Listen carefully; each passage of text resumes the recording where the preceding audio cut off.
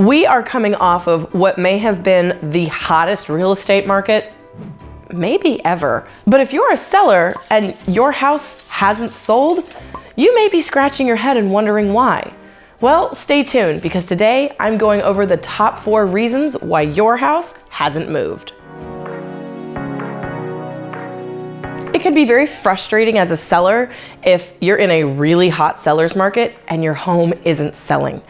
There's typically 4 main reasons why that is. First, price. They say that price fixes everything, and for the right price, you can sell just about anything. What's really important is that you are working with your agent to be up to date on what is happening in your local area. In 2020 and 2021, you could look at your closest comp in the neighborhood and add 10 to 20% and tell buyers that's where they should start the bidding war. That's changed now.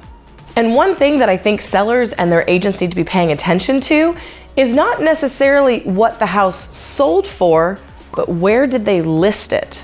Because where it's listed is probably more likely the actual comp. What drove it up $10, $20, $30, $40, $50,000 was the fact that 50 people wanted the house.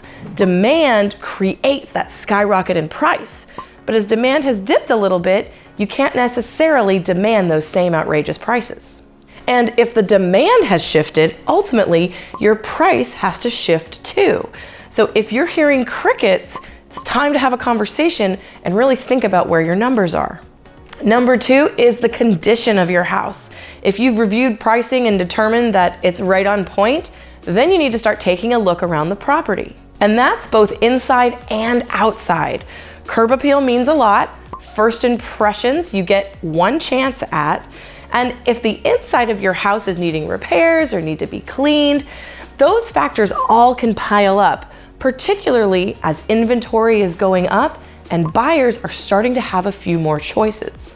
Number 3 is the location. I often tell my customers that there's 3 reasons to buy a property. Location, location, location. Now, if you've got a lot of traffic noise, perhaps you're not in the right school district, or maybe you have an HOA that's really demanding or really lax, you've got to take those location factors into account, because it's pretty rare that you're going to be able to actually pick your house up and move it. But if location features are an issue, you can always adjust for that in price.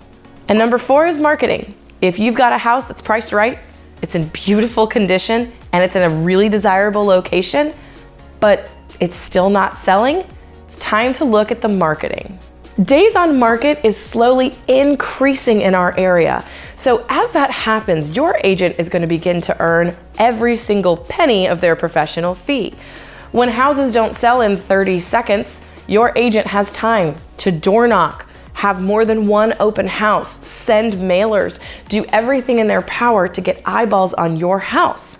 So it can be a good time to review with your agent. What are they doing to get exposure for your property? Because if they're still anticipating that all they have to do is put a sign in the ground and wait for the offers, they're gonna have to do a little bit more legwork than that.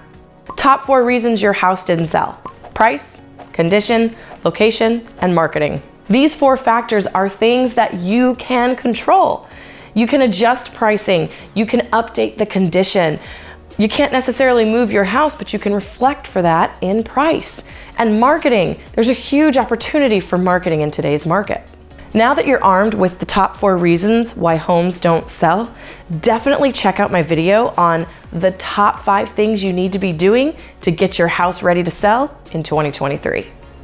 I'm Lindsey Johnson, your resource for all things real estate. See you next time.